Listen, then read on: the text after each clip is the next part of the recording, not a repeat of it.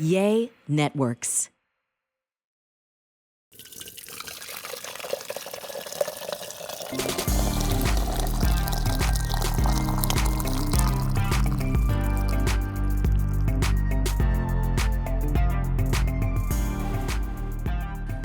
Hello, this is me, Gary with the T, and yes, it's another beautiful day in the neighborhood, and you know what I'm excited about is because we are all still neighbors. But today, honey, my special guest is a young man that, experienced some things like a lot of young men go through when they're breaking up, falling in love, thinking they're in love, and all that other good stuff just in time for Black History Month.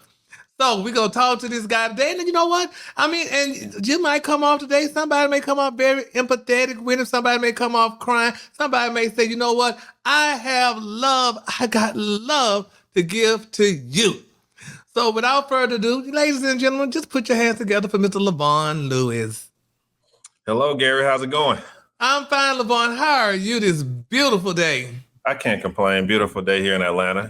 That's good. Yeah. Yes, just another beautiful Black History Month day. And what better than to have Lavon Lewis on the show? I appreciate it. All right, so Lavon, I mean, we're just going to go ahead on and talk about this. You know, Lavon, the Queen's Court and Lavon Lewis and Love. You know, I remember growing up, it was, I think, I'm not going to tell my age because I'm only 37. It was a show, I think, Love is a Mended Splendid Thing. Yeah. And Lavon, I was reading, and I remember when you fell in love, or when you thought you did anyway, I was like, well, this is interesting. Somebody fell in love and got married, and then somebody fell in love that I worked with and still together. But I guess, it's very interesting with this this love thing. We're not too long, Valentine's Day just recently left us. And, when I thought about it and thought I was going to be talking to you, I said, this is sad that Lavon cannot spend his Valentine's Day with his Valentine. What in the hell is that? The devil is a lie, Lavon. He's a lie.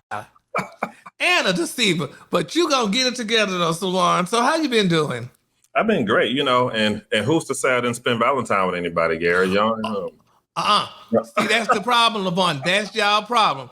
You jump out of the skillet into the frying pan. You cannot do that. You need to sit down and count to 3. And let me tell you something. I have a half brother, and this is not similar, but something almost. He stayed in jail. He was in and out of jail. He was in jail for years, and every time he got out of jail, he had to go get him a welfare recipient. My dad said, "Why? You done been in jail for 20 years? You ain't had no damn woman. Just take your time, learn who you are, Lavon. Learn who you are. I mean, it was just yesterday." Already. Go ahead. Oh, to the world, it was yesterday. I've been single now for about a year. So, and I take my time to heal and I do all these things. So, I'm actively dating now and, we'll see what happens. Okay. All right. So you're actively dating. Well, that's good. I mean, oh, Lord Jesus. Don't pick with me, Gary. Come on. I'm not, because there's somebody for everybody. And I know this young woman, I'm sure she's more than happy to be with you. Because I Googled Lavon, and I'm like, so, I wanted to know, honey, who is Lavon Lewis?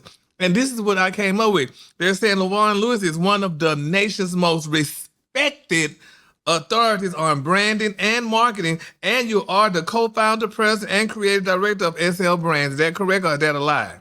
It's Connect Branding and Marketing. That's the truth. And they said it's an award-winning branding and marketing firm. Now, Lavon transforms conceptual ideas into signature brands for companies all over the world. Well, that is beautiful, Lavon. You could transfer all those conceptual ideas and signature brands, but what about a relationship? Relationships. Well, Gary, I was married before 15 years, and then I was single 5 before Queen's Court. Mm-hmm. And then, I got engaged. We was together about a year, and then I've been out of it about a year now. I think it's time, right? It's time, right? And it is. It's time. But Lavon, from what I'm reading, I hope this. Okay. You got married, honey, in July and was divorced in August? No. I got engaged in December of that year. So I got engaged. I was only been married once. That was the 15 year. Okay. So, I was engaged.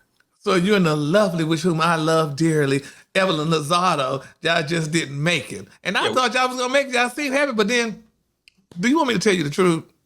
It's your show. Let's do it. Let me tell you something, Lavon. I'm like, it was kind of sketchy. Because first of all, baby, Miss Evelyn is a GG girl. I mean, Lavon seemed like a nice little country guy, in Atlanta, just trying to find love like the rest of them out there. And there goes Evelyn, honey. Miss Evelyn, baby, that girl, honey, this girl into baseball, football, athletes, boys with unlimited coins. And so even though I did Google, they said your network, and sometimes those people go high and low, but they said you only worth $10 million. That's and it? I mean, Wow. and I mean, hell, I'm not even worth 1,000 good. So $10 million, honey, is a lot to me. I could buy all kind of things and what have you. But I just, what made you think that was gonna work? I'll tell you this, Gary. This is the thing. When they DM me for the show, right? I was sitting at my desk working, running my business. They DM me and they say, "Hey, we had this reality show, 3 celebrity women." I'm a guy that say I would never do something like this because I'm so introverted. I'm not shy. I'm not shy, but I'm introverted. Yeah. And when they called me, I thought it was a scam. I DM'd them back, and I say, Will Packer Studios and NBC would not DM me to be on TV. It doesn't work this way, but it does. Yeah. And so I took the call, 4 months of interviews. I got on the show, and it was really to challenge myself to do something different, to be in a different format, all these kind of things. And it's fun. And I really enjoyed it. When I got on the show and we got together, I think all of the things that you mentioned that we're different, that's the reason why I like the situation. I don't want anybody exactly like me. And I'm from Alabama originally, and I live in Atlanta, but I've traveled the world. I've been to Tokyo, Costa Rica, Hawaii. I'm really broad in my thinking and how I do things. And so I think being from Alabama gave me those like values. But in my mind, I have my own thoughts on the way of doing things. Yeah, but Lavon, you didn't think you was out of your lane? No. Did you know Evelyn? Oh, yeah, absolutely. Know of her? Yeah, absolutely. But it's like, Gary, it's like you're going to be scared of situations or you're going to walk through them. That's the way I see life. Any situation. My company name with my clients like SeaWorld and Home Depot, I started it out of a dorm room. I could have told myself, I don't qualify. I never did corporate America. I've never worked a corporate job. I just did that since I was 19. So the way I take things is, okay, it's a challenge. I haven't been on TV. I haven't ran a company, or I haven't been with a celebrity. Let's go. Let's see how it works. That's my attitude. And you did. So did y'all consummate the relationship? He's a good host. Well, you know how long were y'all together? A year. Oh yeah. Well, that's good. I'll tell you this though. A lot of people don't know. Evelyn is amazing though. Seriously, like good mother, hard worker, smart, beautiful. Even more beautiful in person than you see on TV. I don't know if you met her in person, but if so, yes, I've interviewed her a couple of times. Yeah. So yeah. And the thing about it is though too, cause like I said, cause you seem a little bit more toned. I mean, Evelyn, she's a little bit, like I said, she's a little more snappy. And like you said, sometimes y'all those type of people compliment one another, because you're a little bit more toned and she's a little bit more snappy. But then for the most part, you men with that works hard to get what you got, y'all tight as hell. So y'all ain't gonna spend no money. And baby, I know Miss Evelyn like her things, so because she's that type of girl, used to that. So Lavon like type of, baby, now we got to cut back on. You can't do a girl like that. I didn't say I said all that. I didn't say that at all. No, but you ain't saying it. I would say that I think with every woman I've ever dated, they always have been a little more extroverted and snap. I actually like that. That's not a problem. Oh, really? Yeah, it's not a problem. Good. I'm not intimidated by that. So I want to be poised and introverted and calm. It doesn't mean I don't lead or I'm not direct, but I like the opposite. I don't want a person just like me. Exactly. So, and then when you get to know me, we can laugh, we can go out, we can have fun, but if you don't know me, I'm a vault. And that's how it works. Cause that's what I say too about me. If I was in a relationship, I'm like, I need to be Erica Kane. Your ass needs to just sit back and let me perform. And then when we home, we're together, because I'm the one that's out there and you just need to be you. You just need to be, nice and calm and just let me perform, so to speak. That's it. And that's it. So, well, that's good. And if you were that type of person with Evelyn, that's a good thing though, because that's just how that is, you know. Yeah. But now my thing is this, okay, now, Lavon, I want to ask you this. So from this here relationship here, I got this beautiful question here. And I want to, so what type of insight, can Black men specifically gain, honey, from your previous relationship experiences in order, though, Lavon, for men to engage in healthy romantic relationships after past trauma? Because I'm sure that was a little bit traumatic, you know. Right. I would say, the only thing traumatic about my last experience is me being so private and doing it public. So that's really it. I'm not used to doing it public, but you get through it. But I think what people can learn is just, listen, no matter who you meet, just be your authentic self. I never changed myself. She didn't change herself. Just be your authentic self throughout. And that's easier said than done, because sometimes people feel pressure to change up and switch up. I'm always me. People that see me on TV and know me from high school, college, or a business, the first thing they say is like, wow, you're exactly the same. People that dated me, they say, you said things that you always say. And so just be authentic and don't be afraid of that. If somebody doesn't like the authentic, it is what it is. If they do, amazing. But the thing is, too, Lavon, I mean, you could be honest or not, whatever. So Sure. how would you have felt being Mr. Lozado? I mean, I proposed to her, so it would have been amazing. I was excited about it, obviously, but sometimes you have to make that decision that if things don't work, you got to sit down, have that conversation. It was the same way in my marriage. We both sat down, we had that convo.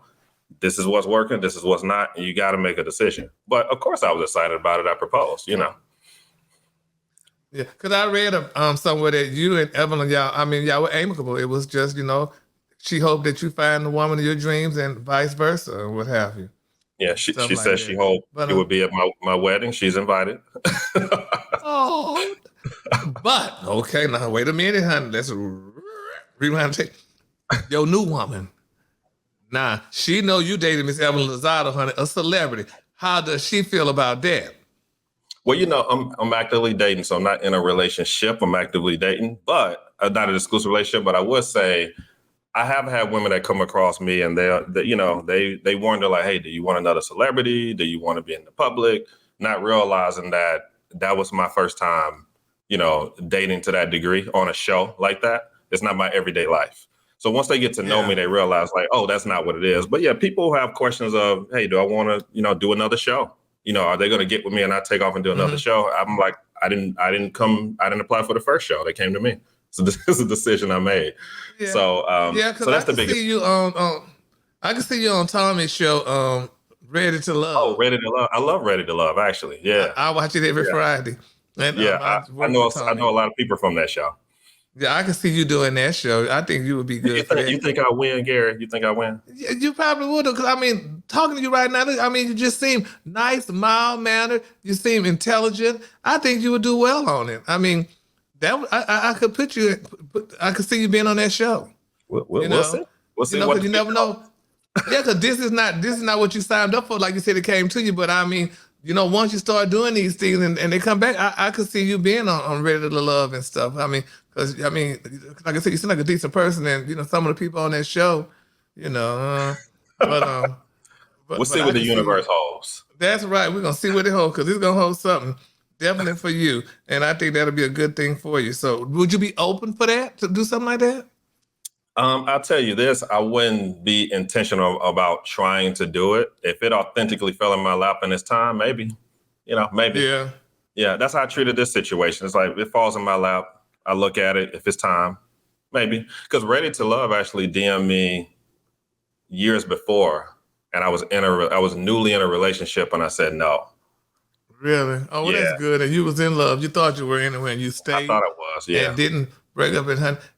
It's because for the most part, it's all fun. If you're giving me a check, honey, that'll be cute too. True. But as long as you ain't doing something like, well, even though it's a good show, Real Housewives of Atlanta and all this stuff, when they start fighting and carrying on, so shows like Ready to Love and stuff, honey, you just going on dates, honey, and seeing people. Because I tell you, me and my friend, we watch it on Friday. She lives in Houston, and with me being in Black Atlanta, we go back and forth, like, this crazy bastard. We just be talking about the people and just going back and forth and stuff like that. But I think that would be something, you could probably do. And you become. If I get the call, I'll let you know. All right, I could call Tommy, and tell him, listen, there's a Lavon Lewis out there. Try him on the show when he come back to Black Line, because I know right now I think they're in Houston, on Fort Worth. So they are, yeah. In Fort Worth. So that's my stomping ground. So Lavon, now, is there a time limit, or a season that a person should wait? Because That's what I just talked to you about. You are already in a relationship. You said it was a year, but hell, I mean, should a person wait until they move on to the next romance chapter in their life, or should you just, when you said you were dating, that it's not so much bothered me, but I hate it when y'all men do this, because the woman probably thinking that y'all just going together, and you how about we just dating? Well, I'll tell you this, my strength in a relationship, I am a clear communicator, right? So when you're talking about a year that I've been like single, the first few months I actually spent completely alone.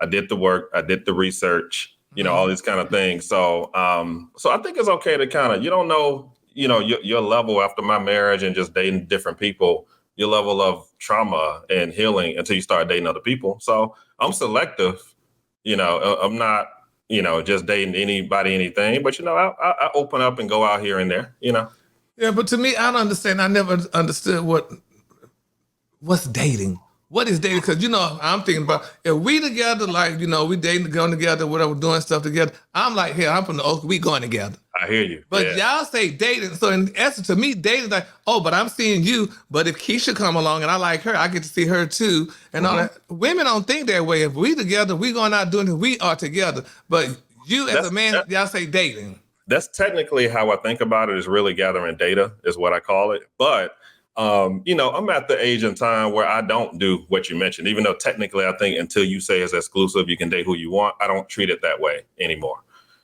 So if I meet somebody, even though it's not exclusive, I don't hop around like that. I take the time to get to know who is this person? Do I have the right data? All those things. Well, that's good. Because I'm like, you ain't sit here and play with me, damn it. And we having sex and doing everything. But then, honey, when you see something about, we dating. True. No, sir, honey. People no. play that way. Yeah. Yeah, I know that. And I don't like it. That's probably why I'm by myself, because I'm not fit to go through none of that damn mess, honey. If this is it, this is it. So if we ain't going together, then we just having sex, then we just gonna call it, we just beneficial people, benefit sex, and that's it. You ain't gonna sit here and play with me and break my damn heart. That don't even work long term, Gary. It sure damn don't, but a lot of men think that it does, so I don't like that. So, but anyway, we talked to I talked to Mike Jones the other day, and he said this, and I thought it was very interesting. He said black men should date black women. He said black men should date black women. He said, because when you meet Jewish people, they say, when my daughter's dating a nice Jewish guy, when you meet a Chinese person or whatever, she's dating a nice Chinese. So he said black people should date black people. And I know that's a question that just, but what do you think about that? I think people should date who they want. And when I break that down, it's about, so here's the thing. If a black guy dates like a white woman, for an example, I mean, if culturally you guys connect, because you could, right? How? That's the whole thing, Lavon. That's what we were talking about, the cultural thing. Now, you give me that. Right. But it could work. You'll take a lot of interracial couples that actually work. Seriously. You look at like I can't think of one right offhand, but people actually work. So if you look at that, it's not that, she's black, he's white, or whatever like that. It's like, do we connect? Can we have the same conversation? Do we listen to the same type of music, the similar education? Do we like to travel to the same places? How do your parents feel about a black guy? All these kind of things. If you answer those questions and it works, why not? We're all flesh and blood. Why not? Yeah. You ain't feeling it. But when your ass get stopped by the cops, honey, you're not flesh and blood, you're black. We would take your ass to jail. If that's the case, y'all don't belong together. So no. So I mean, and we all talk about, you date who you love, honey. That's a lie. I mean, yeah, you love who you love. We understand all that, but honey, no. I mean, it's just, and you said you couldn't pick a couple of them. Just go to any football team and just pick one Negro out. Yeah. And there you go. Listen, that's my attitude. I was married to a black woman, but I've also dated a Persian woman. Of course, I've dated a Puerto Rican. I've dated white. I've done it all. So it's just what works, for you. So it just depends. So it's just unfortunate those didn't work.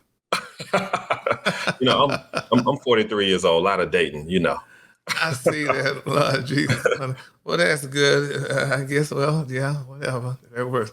Well, okay, so Lavon, with all that being said, so tell us about this book. Now, you're doing a book. Have you written a book? So you've been betrayed. So now what? So you feel you was betrayed? Or you betrayed somebody? Well, here's the thing. The book is about a lot. It's about all my, well, not all, but most of my significant relationships. It started off talking about my mom.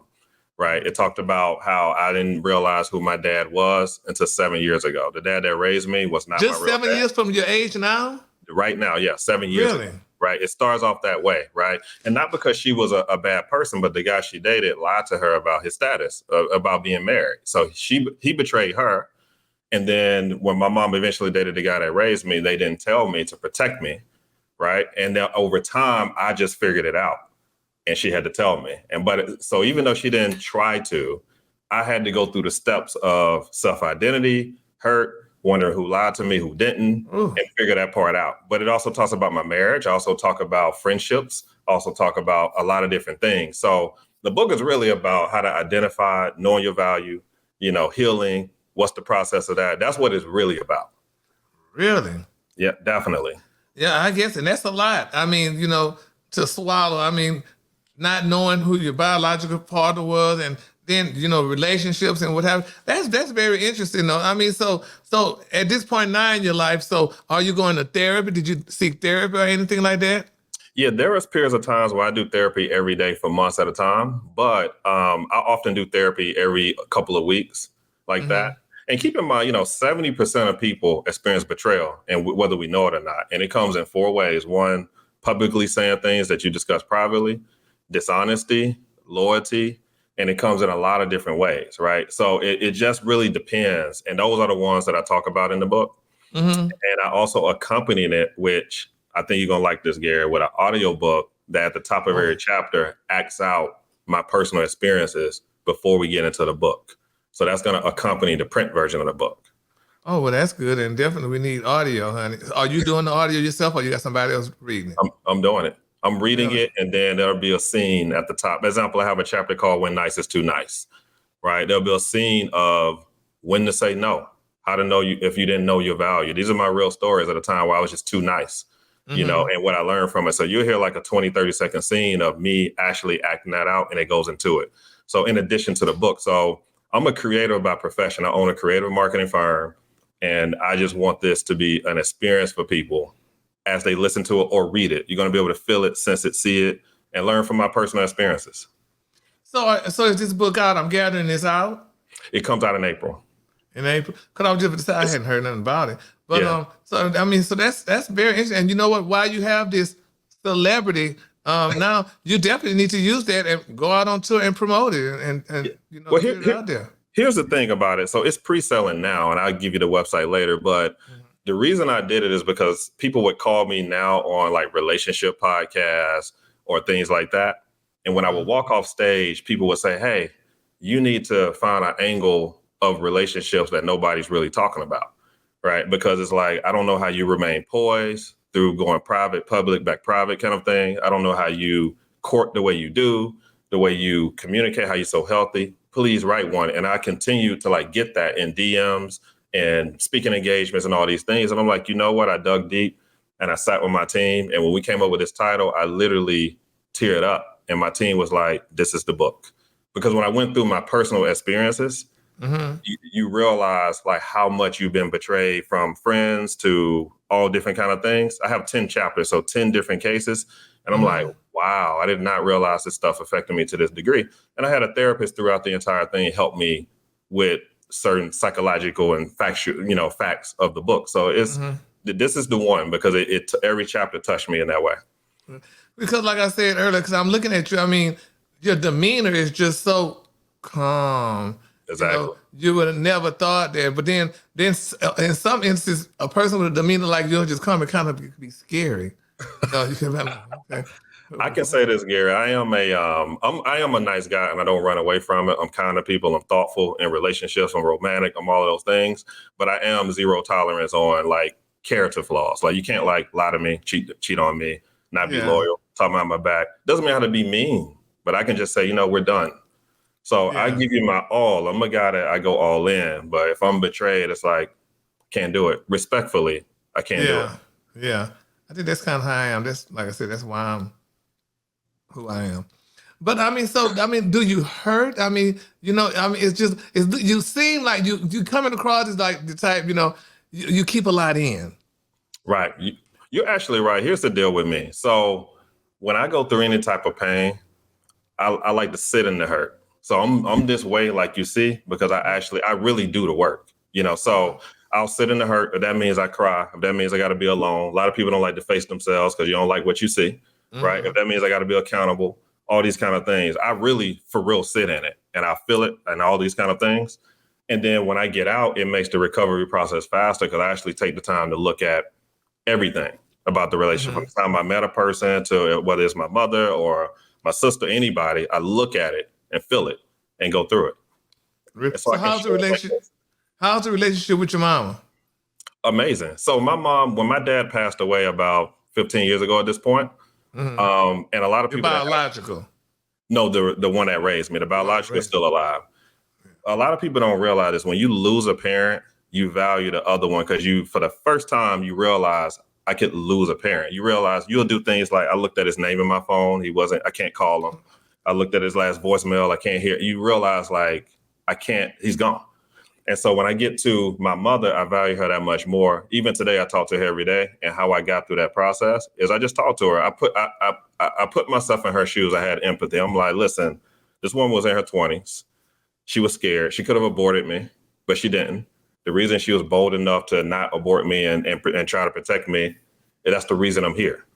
And so when I realize that, I go through my process and we talk every day. We're good. Yeah. And that's how it is with me and my mom. We talk every day. My dad died and, but me and my mom, like you said, you value the other parent and stuff, but we get into it sometimes, honey, because this girl, I'm like, wait a minute now. You got 4 more other sons now. Don't put everything on me. Right. But that's a good thing. though. That's good. That y'all have that kind of relationship. You have any other siblings? I do have 2 brothers and a sister. And here's the deal. Even with my mom or anybody that's in the book, I talk to them about these stories before I put them in. Yeah, because I was going to ask also, because honey, people like, you put this about me in the damn book, honey. And they know. Did you use names or you just use situations? You may know my mom's story, but situations. So because if I put them in the book and not tell them, that's betrayal, right? That's actually betrayal. But somebody like me will argue, it's betrayal, but I didn't call your damn name, so nobody knows it's you. So, this is true. I didn't call your name, so you just assuming. So. This is true. But no, real stories in the book, and I got permission from everybody that I talk about. So really. Yeah. Well, I guess what's next once the book become a bestseller, honey? All those people gonna be coming for a check. You talked about me, now give me a check. You know how you African Americans do, honey. Give me some money. So, child, but anyway, that's good. So, your relationship that you're in now. So, how does she feel knowing about all this that she knows about? I mean, is she a secured person? Does she feel that Lavon not gonna wake up one day and say, you know what, I'm really just tired of you and bye? I'll tell you this. Throughout, when I've dated, and even now, I let people know up front, this is who I am. I just got off TV. This is the situation. And they're comfortable with it. They say they're comfortable, but we say that, damn it, because she wants you. Oh, I'm comfortable with it until Evelyn pop up, damn, in a cute, tight dress, honey, and say, hey, Lavon, and her ass gonna crumble. We say that just the same way with men do. Men say they come. Are we really comfortable, Lavon? I don't know. So, I treat it like what you say, but, that's what they've said, but I treat it respectfully. With any time I've been in a relationship, my marriage, anything like that, I don't talk about past situations or anything like that. So you got to be respectful. Yeah, and you don't have to talk about it in situations, especially if you're in a public eye, honey. A situation is going to come up and you're going to be questioned about it or what have you and stuff. And then there you got to go doing that all over again. You got to say, now I got to reassure you that this is not what you think it is and blah, blah, blah and stuff like that. But, I guess it is what it is. I actually don't bring up old relationships and new situations. I make it. I don't do it unless they have a question. If you have a question, I'm real. I tell you everything. If you don't, I don't talk about it. But Lavon, you don't have to bring it up, especially if she knows about Evelyn. If Evelyn just pop up somewhere, damn it, you're gonna be questioned. You would be surprised. Some people meet me and they don't know I was on TV. It depends on how much airtime you had. If you had a lot enough airtime and stuff, they know who you are and stuff. But if not, then it's good that you could just go under the radar and stuff. Most know, but some don't. So you just be a human with it. I'll just play it. Yeah, but like I said, now I mean.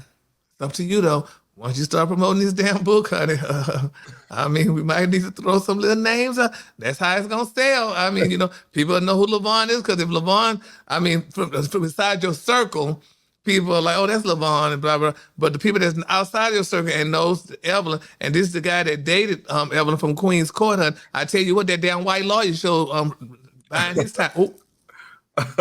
But anyway, so well, I'll be clear. A lot of people think this book and the title is not about Evelyn. So just be clear with people. Oh yeah, no. Well, we know it's not about Evelyn, but still, damn it, her name sells. We could just recollect everybody's memory who I am, just in case you forgot who I was. Oh, I know. And yeah, I did date her. So I'm just saying. But you're the brand strategist. You know how to do all this stuff. You know how to put it out there and stuff. But I'm just throwing in my 2 cents because I would have to use take my little 5 minutes of fame, honey, and go ahead on it and work with it and stuff. If I got to get this book sold, that's what I'm saying. I'm just writing it because I think my company actually writes books for people too. So this is what we do. But they're going to write my book then. I've been putting off to write my book. Do it. I was taping my friend. We're writing JR's life story. JR and Tamar, we write his life story. Oh, really? Right now. Well, shit, they ain't been together long enough to have a life story. I mean, but individual life story. Yeah, because they ain't been together that damn long, honey. Broke up, it was eating booty hole. Oh, I mean, Lord and stuff. So I just don't know. I just feel like, to answer your question, I feel like it's just time for me to write. I feel like this is what I should share with people. It's what people have been asking me to do. So that's what I'm doing. Therapeutic. It's therapeutic really for you. Is. It really is, though. Yeah. Yeah. Because I'm sure you heard, Lavon, we all walking around with a book. Everybody got a book. True. So we all have a book. So, like I said, so I need to, like I said, I was going to write a book a long time ago. I don't know if you know a woman by the name of Ella Patterson. She's a big time artist. I mean, she did books and she was going to do my book. I started taping. She had me to tape it and then it was going to transcribe it and whatever and stuff. And that was so long ago. You should just let us do your book, Gary. Yeah, well, I am. I'm going to let y'all do my book, honey. Yes, we're going to do it. So I'm going to make sure I keep in touch. And Leslie gonna give me this information and stuff, and we're gonna do my book with Lavon Lewis and what is it? SLC. No, it's Connect. It's Connect Branding and Marketing. So we're a branding and marketing firm, but part of it, we notice certain people we brand need a book. Mm-hmm. So we'll help them write and brand the whole book, market the whole book. Well, I'm gonna do it then. I'm definitely gonna do it. So if y'all are around and willing, and we're gonna work this out, and my book's gonna be out. I already got the title of it and everything. It's gonna be a bestseller. I'm telling you. Hell yeah! Do you know how many people want to know what's going on with me? I'm sure it's gonna be amazing. Yeah, so we're gonna do that. Then we're gonna come back on the show, and then we're gonna talk about Lavon and his wonderful company and my wonderful book being a bestseller. But yours is gonna be a bestseller first. Let's do it. And you gotta let me reverse the roles. Let me interview you about your book. Oh, I think that'd be amazing. Oh yeah, but he's not gonna do it. Lavon, huh? I was like, he's not gonna do it. Who, me? Yeah. Oh no, I'll let you do it. Okay, let's do it. Oh hell no, honey, you can do it. I'm open for all kind of questions, but the names have been changed to protect the innocent.